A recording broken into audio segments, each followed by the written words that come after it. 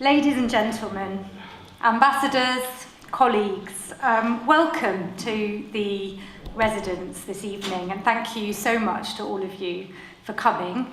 I'm Emma Baines. I'm the Deputy Head of Mission at the Bilateral Embassy, and well, first of all, I want to start with saying a huge thank you to you all for coming, but the second thing that I want to say is that unfortunately our ambassador sends her apologies because she's unwell and unfortunately has COVID this week, which is why you have the pleasure of hearing me at the beginning of this event. As you know, both the UK and Austria recognise the importance of the Western Balkans to European security and stability. And of course, Vienna plays an important role in this as the host to the OSCE as well. So we're really absolutely delighted and honoured that Misha Glenny has agreed to speak tonight to help us all understand the Western Balkan region and the issues that affect that region better. Misha is the rector at the Institute of Human Sciences here in Vienna, and also an award-winning writer and broadcaster and an expert on the Western Balkans. Misha's book on the Balkans, covering the period from 1804 right up until the modern day, is essential reading for anyone wanting to understand the region. Misha will speak for about 40 minutes this evening, and he will be expressing his own personal views, so anything that's said tonight is not a representation of UK government policy. We will be recording the talk, so that's going to go out on our social media. But then after the talk, there's going to be a question and answer session, and we will not record the question and answer session. So that gives us the opportunity to ask whatever you would like. That will be kept within this room. So please do start thinking of all of your intelligent questions now. And I think they're all the key points that I need to make at this stage. So I just want to say yet again, many thanks to you, Misha, for coming to talk to us this evening, and ask the audience to give you a warm welcome. Thank you.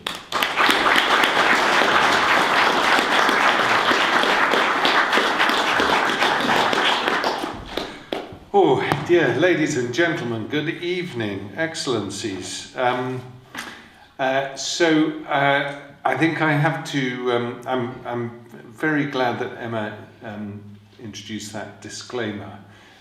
It's quite difficult for me as a former journalist to mind my P's and Q's, as we say in English, which means to be careful about what I say. Since I became rector of the Institute for Human Sciences here in Vienna in May, I've had to learn to be more careful about what I say, which goes very much against the grain as far as I'm concerned. Journalists feel as though they can say anything they like without taking responsibility, and it's a difficult habit to escape from. So if I go over the top, think of it as old Misha Glenny as opposed to new Misha Glenny. Before I start, I want to say a few words about the Institute for Human Sciences, which last year celebrated its 40th birthday. It was founded in the aftermath of General Jaruzelski's coup in December 1981 by the Polish philosopher Krzysztof Michalski.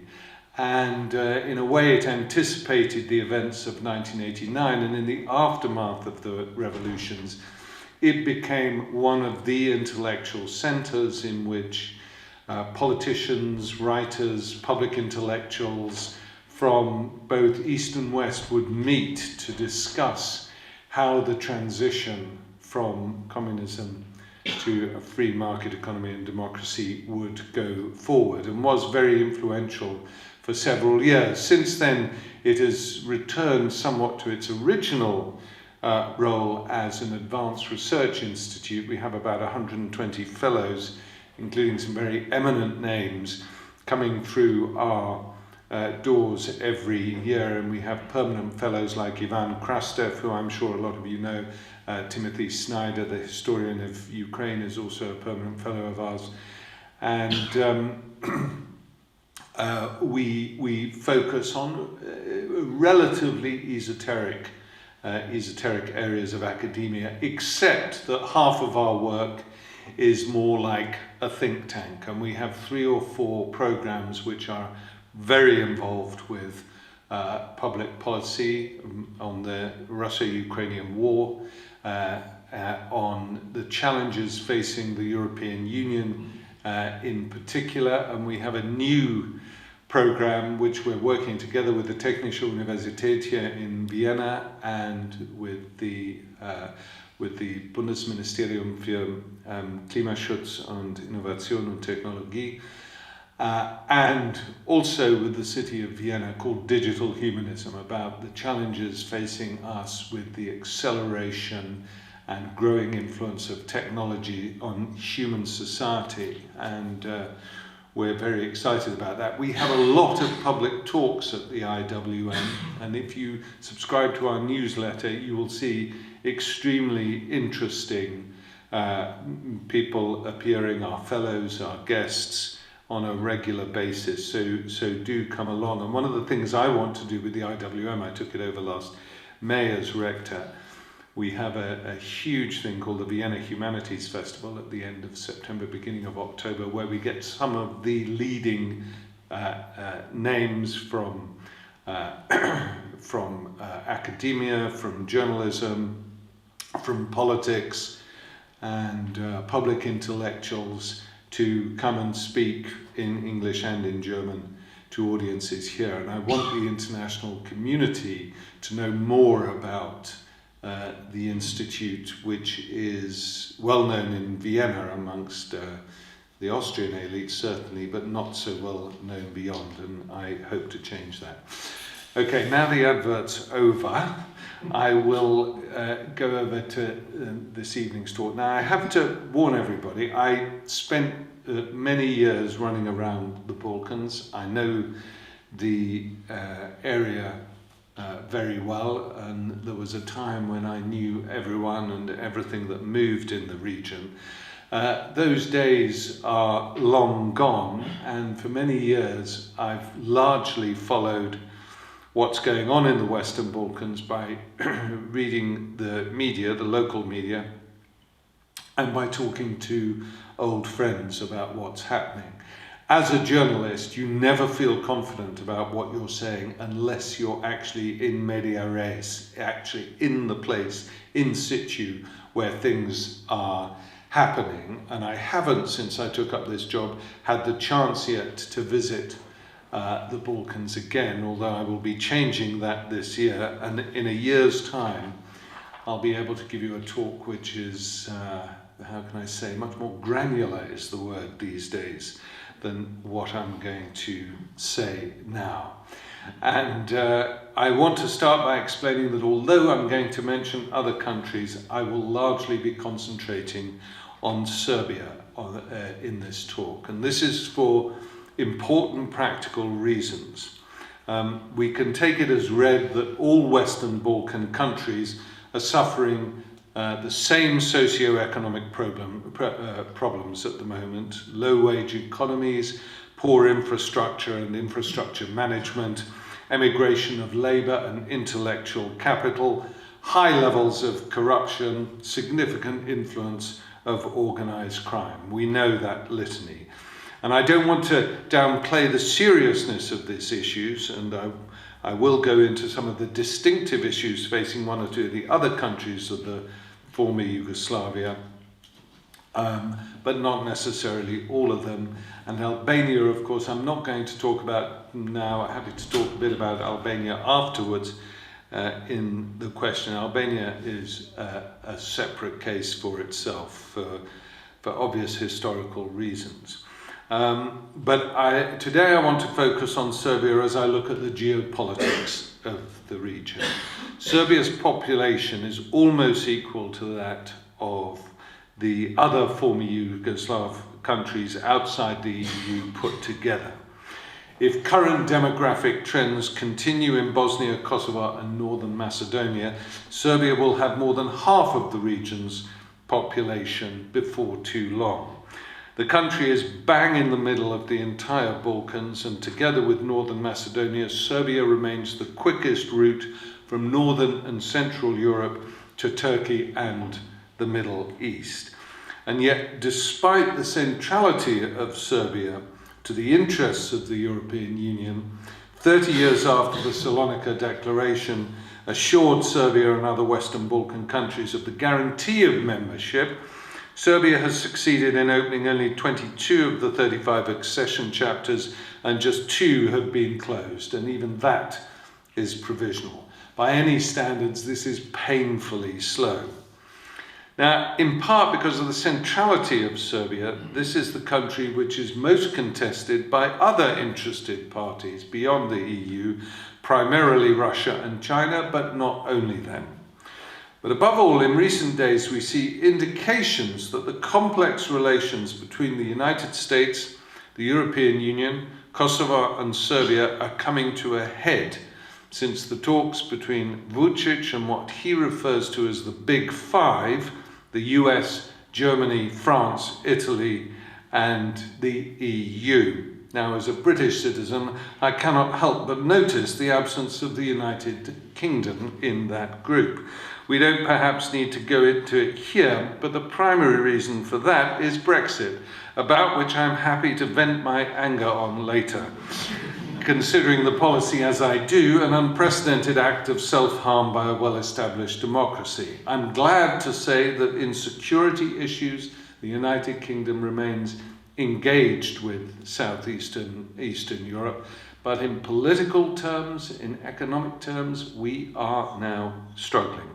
The diplomatic activity in recent months, culminating in the quite dramatic developments of the past few days, suggest we are reaching some form of climax on the Kosovo issue. I don't want to be premature on this, but that's the case if Alexander Vučić's statements are anything to go by.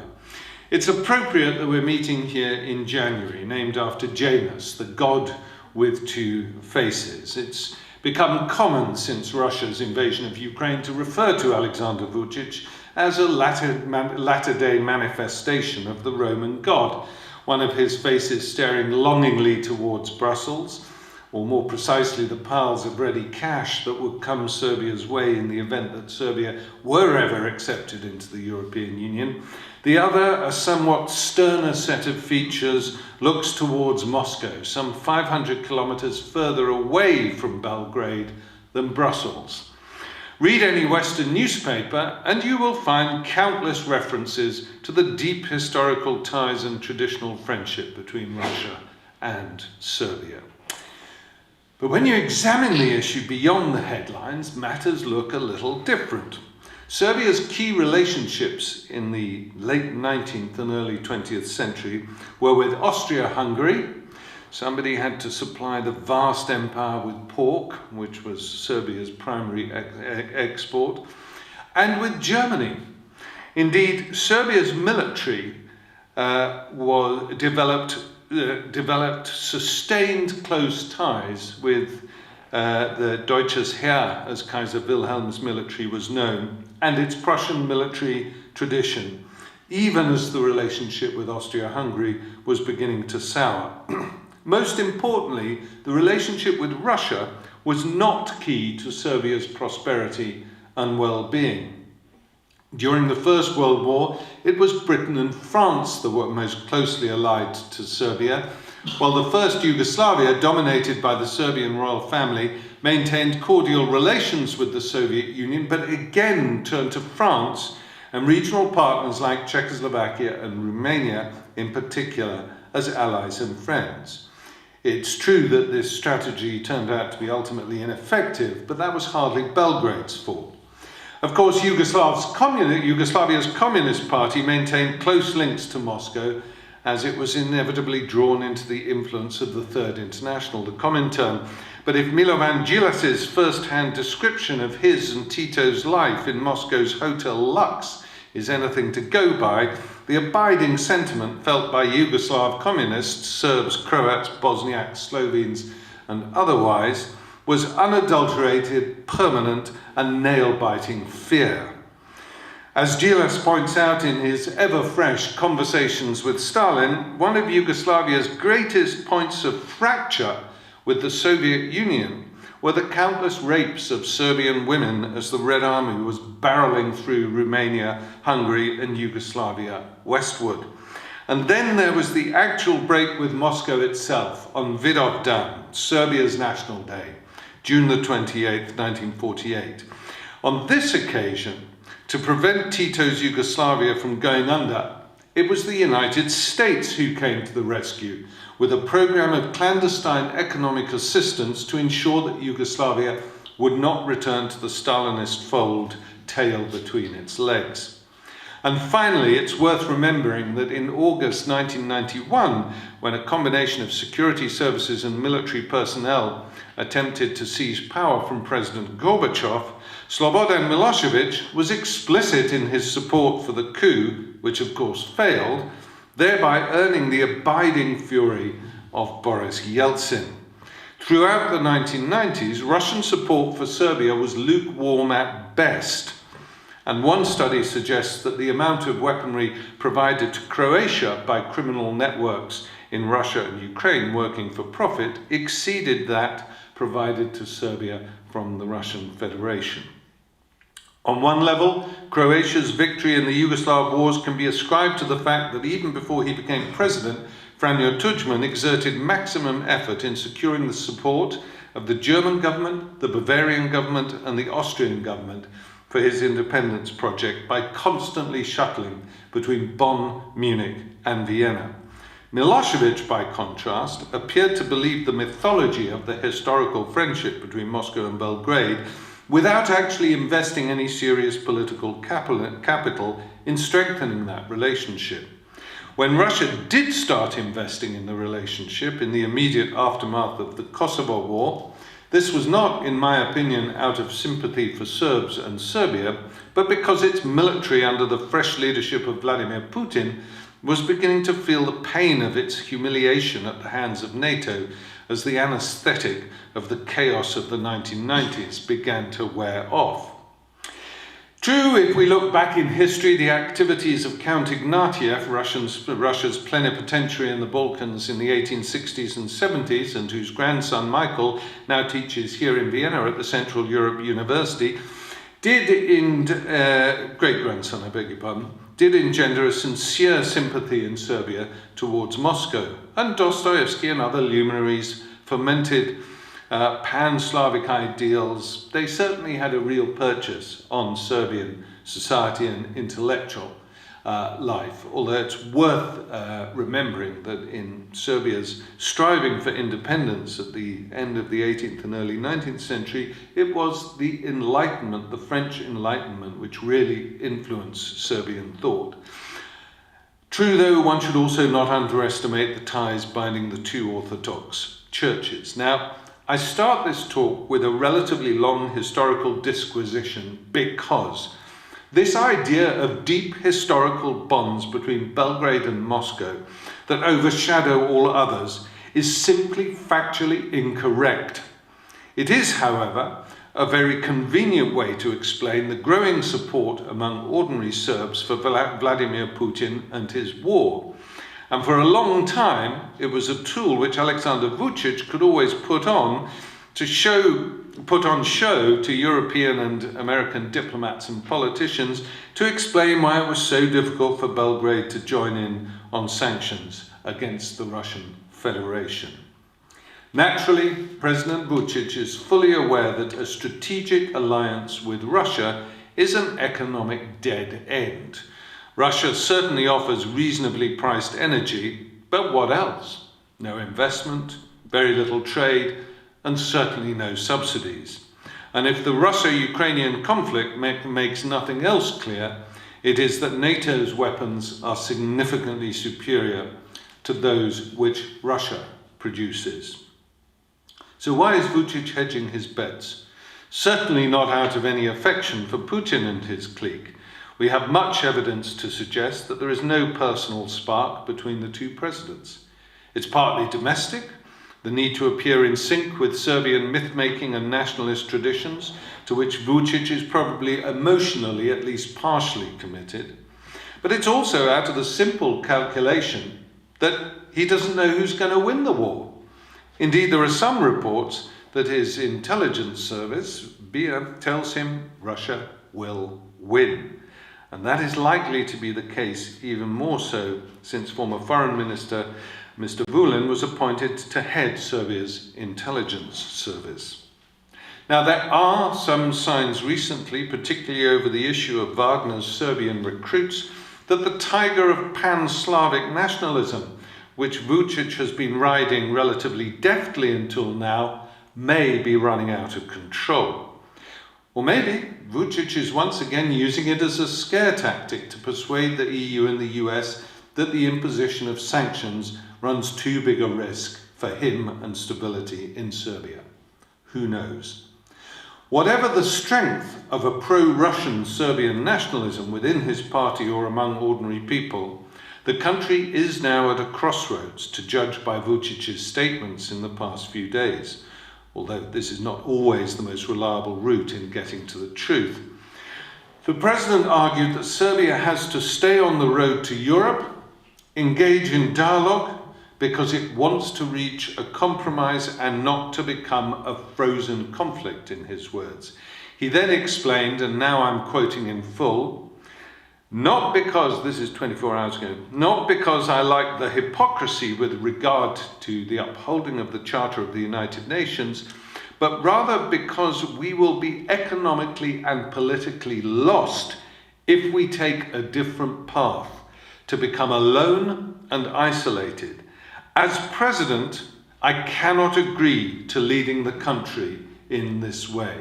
This is as clear a statement as Vučić has made about the European path up until now. He appeared to confirm the 10-point ultimatum which the Big Five handed to him, now called the French-German Plan, but apparently enjoying the support of all EU countries, including those yet to recognize Kosovo. The diplomats were waving the biggest stick I can ever recall being used by Europeans in the Western Balkans in post-war Yugoslavia. Recognize Kosovo, support its application to join the United Nations, or we will freeze the accession progress and halt European foreign direct investment. The Serbian government does hold one trump card: the failure of Kosovo's government to establish the Association of Serbian Municipalities in northern Kosovo, which has now morphed into Albin Kurti's refusal to do so. The United States is exerting significant behind-the-scenes pressure on Kurti to revise his position, and although Kosovo's PR operation is much more effective in Europe and the US than Serbia's is, if agreement between Belgrade and Pristina founds on Kurti's refusal, well, as the Americans sometimes like to phrase their threat euphemistically, quote, they will be looking for other options, unquote. I don't believe the argument made by many Bosniaks and Kosovo Albanians, which from their perspective is an understandable argument, but I don't go with it, that there is a clear line linking Milosevic's policies and Vučić's, i.e. that the current president is determined to use force, if necessary, in order to disrupt and undermine Bosnia-Herzegovina and Kosovo. It's not in his interest.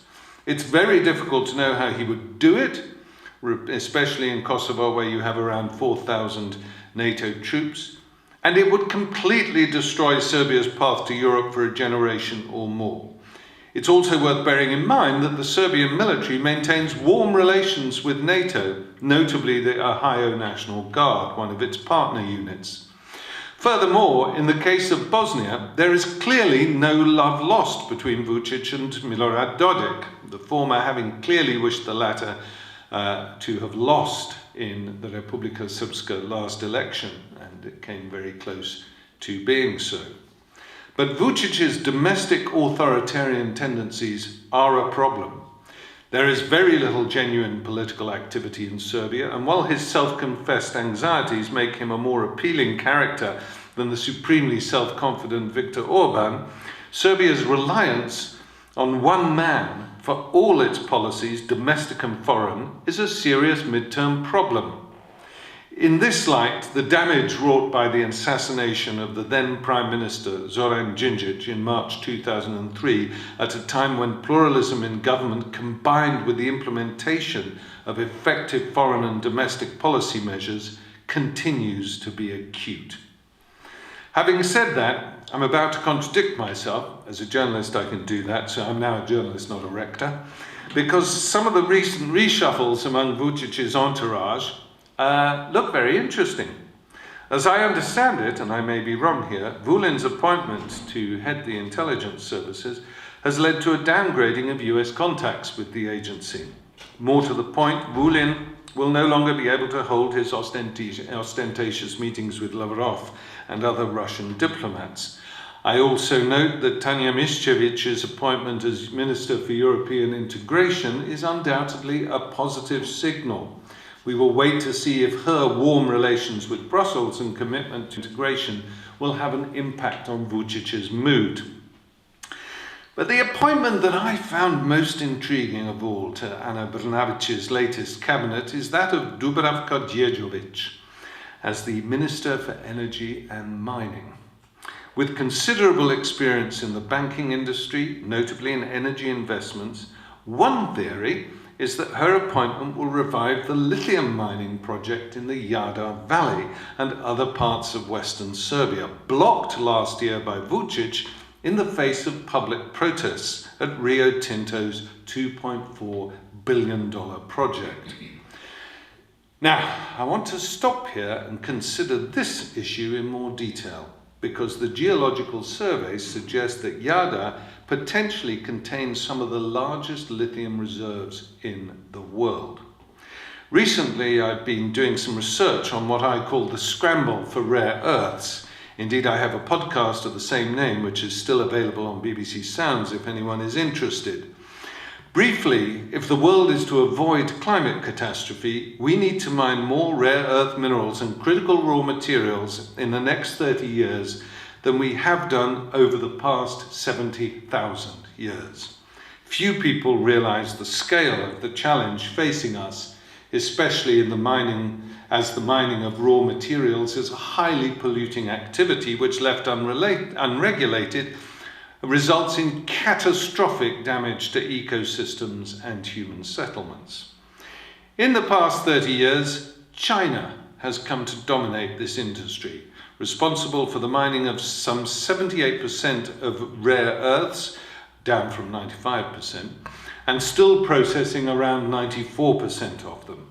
The past decade has seen China's competitors, above all the United States and the European Union, wake up to this reality, the reality that this dependency on China is a strategic threat.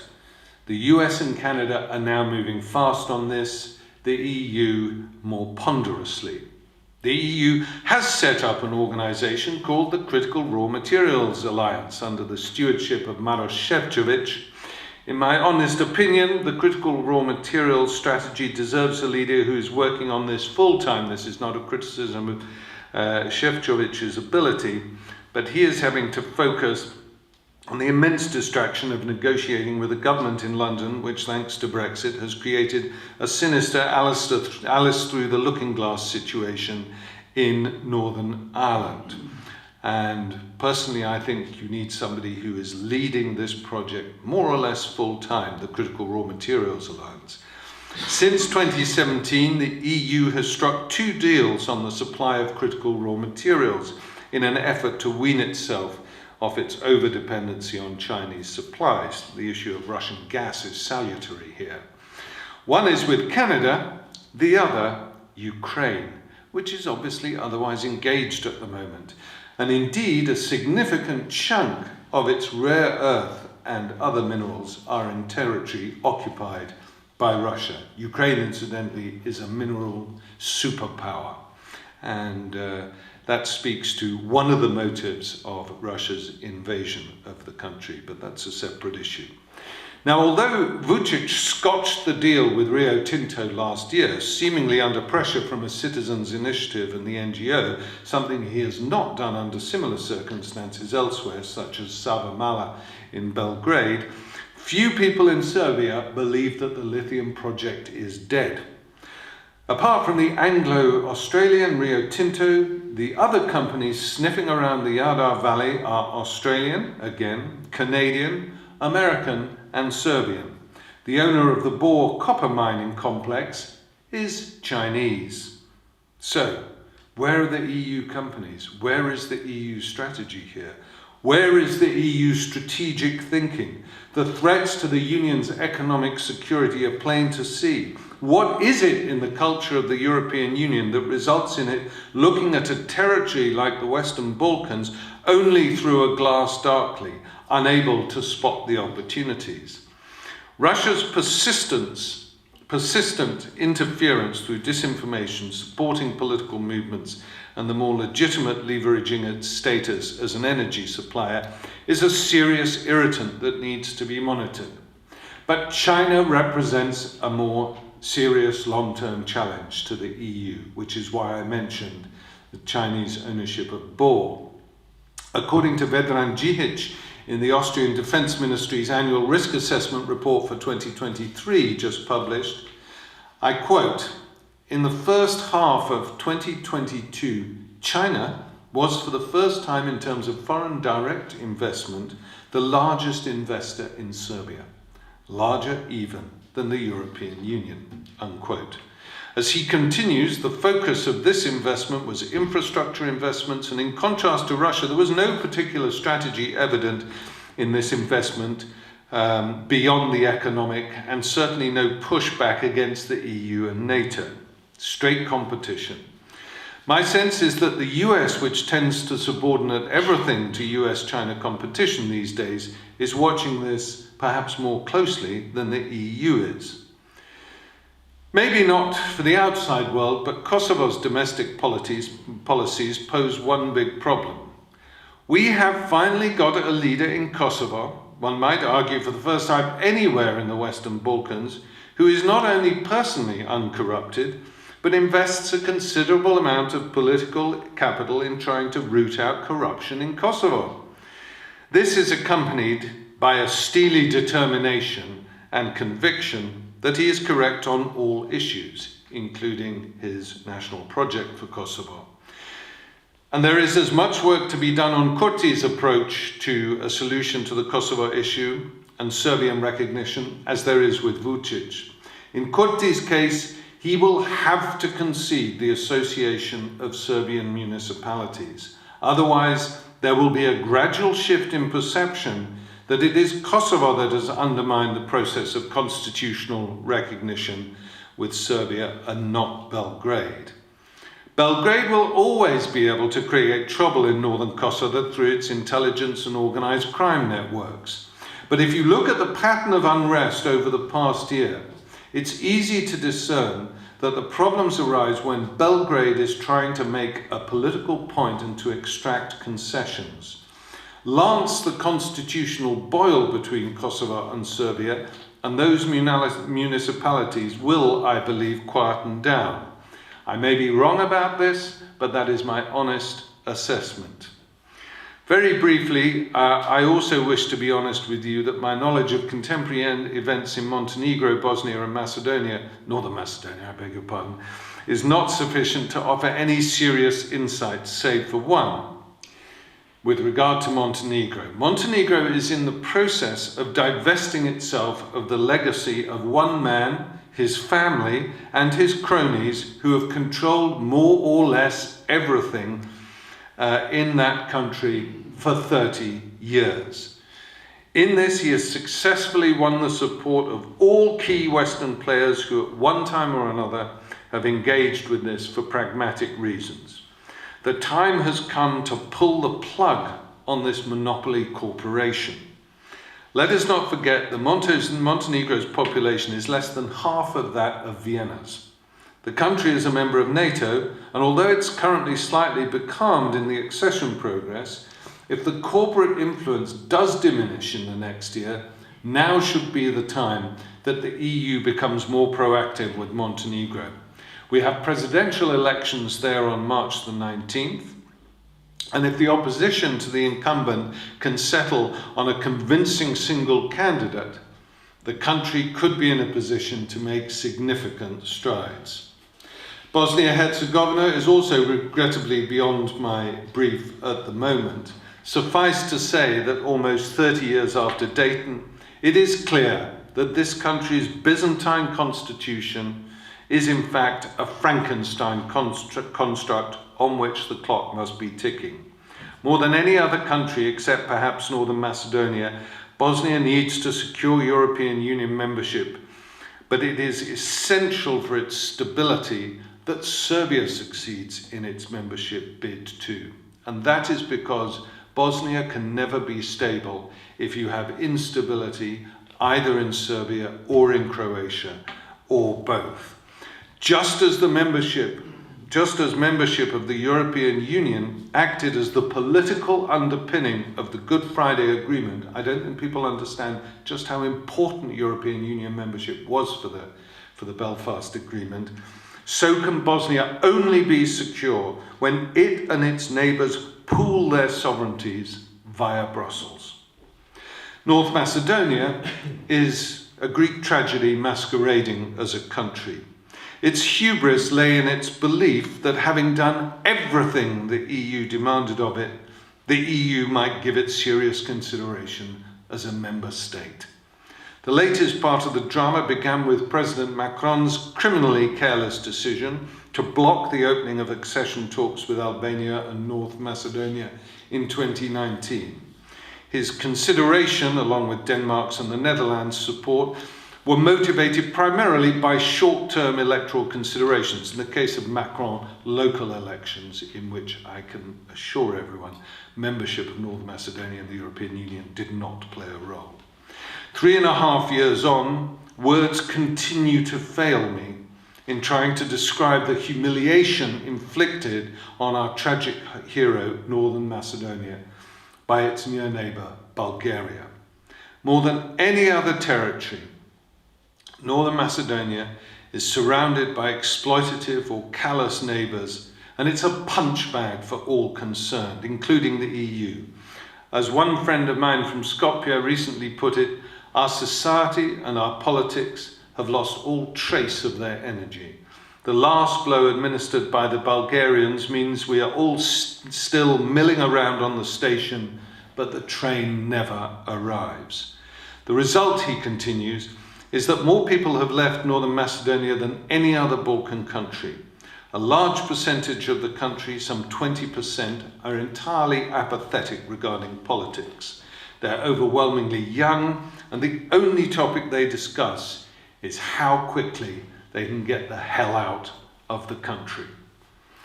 Liberalism was dealt a serious blow in Northern Macedonia by the Bulgarian shenanigans, and now the only real discourse amongst the Slav population is one of differing degrees of nationalism.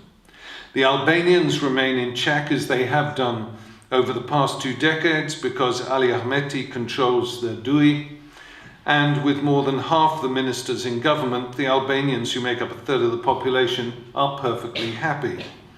There are signs, however, that Ahmeti's control over DUI might be slipping. What happens if that does happen is anybody's guess. We should all hang our heads in shame with regard to Northern Macedonia, and believe me, this is not a territory that you wish to see collapse.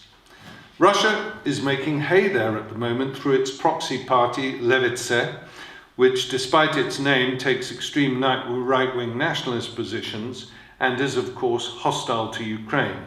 So far, it has 2 members of parliament. Current polling suggests next time round it could have as many as 15. Wake up and smell the coffee.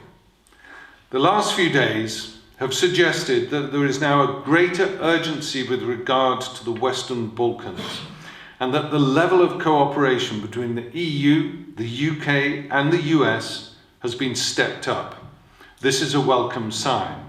But at some point, the European Union is going to have to face the issue. When will it permit its obvious long-term strategic commitments and interests finally to take precedent over the narrowest of concerns of individual member states? If it can't do it in the Western Balkans, where a mere 17 million people wish to join a community of 450 million, where can it succeed? Failure will mean further instability, possibly armed conflict, social despair, greater migration, and expansion of Russian, but above all, Chinese influence. I began this talk by talking about Janus, the god with two faces, looking in opposite directions. But Janus is also the god of gates, transitions, doorways, and endings. Janus was always present at the beginning of a conflict and at its end. He presides over war and peace. The gates of a building in Rome named after him were opened in times of war and closed to mark the arrival of peace. They were finally closed in the Western Balkans after the mini-civil war in Macedonia, as it called itself at the time, in the year 2000. But after 30 years, they still remain ajar. Only the EU is capable of shutting the gates and locking them once and for all. It's time to choose, it's time to decide. Thank you.